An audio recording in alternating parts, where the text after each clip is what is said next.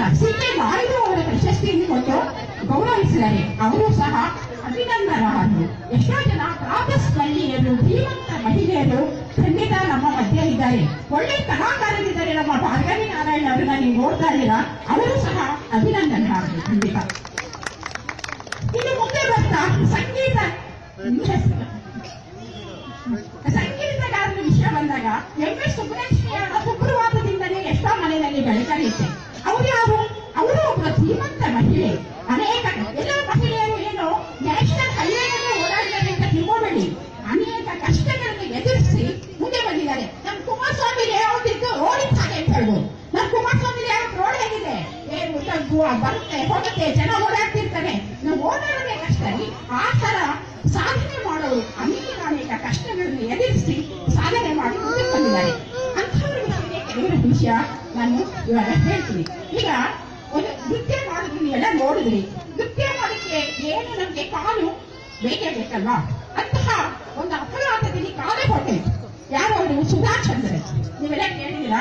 ಸುಧಾ ಚಂದ್ರನ್ ಅವರ ಕಾಲು ಹೋದ್ರೂ ಸಹ ಅವ್ರು ಹೆದರಿಕೊಳ್ಳದಲೆ ಕೃತಜ್ಞ ಕಾಲುಗಳನ್ನೇ ಅಳವಡಿಸಿಕೊಂಡು ಇವತ್ತಿಗೂ ಸಹ ತಮ್ಮ ನೃತ್ಯದ ಗುರಿಯನ್ನು ಮುಟ್ಟಿದರು. ಅಂದ್ರೆ ಎಷ್ಟೇ ಅಡಚಣೆ ಬರಲಿ ನಮ್ಮ ಗುರಿ ಸಾಧನೆಗಾಗಿ ಮಹಿಳೆಯರು ಖಂಡಿತ ಹೋರಾಡಿದರೆ ತಪ್ಪಾದ್ರು. ನೀವೇನ್ರಿ ಕೆಲಸ ಮಾಡ್ತೀರಾ ಅಂತ ಕೇಳಿದಾಗ ಅಯ್ಯೋ ನಾವೇನ್ರಿ ಹೋಮ್ ಮೇಕರ್, ಗೃಹಿಣಿ ಅಂತ ಹೇಳ್ತಾರೆ. ಖಂಡಿತ ಅದು ಅಲ್ಪವಾದ ವಿಷಯ ಅಲ್ಲ. ಒಬ್ಬ ಗೃಹಿಣಿ ಸಹ ಒಬ್ಬ ಪ್ರಧಾನಮಂತ್ರಿಗೆ ಸರಿಸಮಾನವಾಗಿ ಕೆಲಸ ಮಾಡ್ತಾರೆ ಮನೆಯಲ್ಲಿ. ಗೊತ್ತಾ? 24 ಗಂಟೆ ದುಡಿಯೋ ಮಹಿಳೆಗೆ ಯಾವ ಸಂಬಳ ಇದೆ ಇರ್ಬೋದು.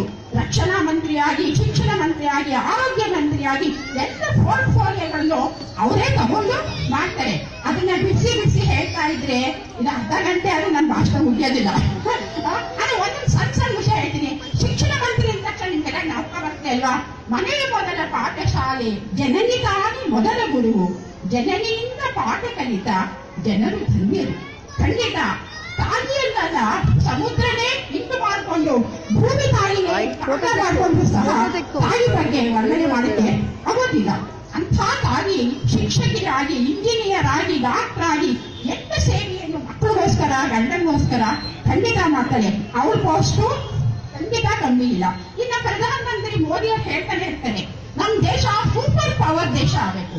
ಸೂಪರ್ ಪವರ್ ರಾಷ್ಟ್ರ ಆಗಬೇಕಾದ್ರೆ ಎಲ್ಲ ಹೆಂಗಸರು ಅವ್ರಿಗೆ ಏನೇನು ಆಸೆ ಇದೆ, ಏನೇನು ಸಾಧನೆ ಮಾಡಕ್ಕಾಗತ್ತೆ, ಖಂಡಿತ ಸಾಧನೆ ಮಾಡಿದಾಗ ನಮ್ಮ ದೇಶದ ಹೆಣ್ಣು ಮಕ್ಕಳೆಲ್ಲ ಮುಂದೆ ಬಂದಾಗ ಮಾತ್ರ ನಮ್ಮ ಪ್ರಧಾನಿಯವರ ಆಸೆ ಇರುತ್ತೆ ಸೂಪರ್ ಪವರ್ ರಾಷ್ಟ್ರ ಖಂಡಿತ ಆಗುತ್ತೆ. ಇನ್ನು ರಾಜಕೀಯ ವಲಯದಲ್ಲಿ ಯಾರು ಕಮ್ಮಿ ಇದ್ದಾರೆ?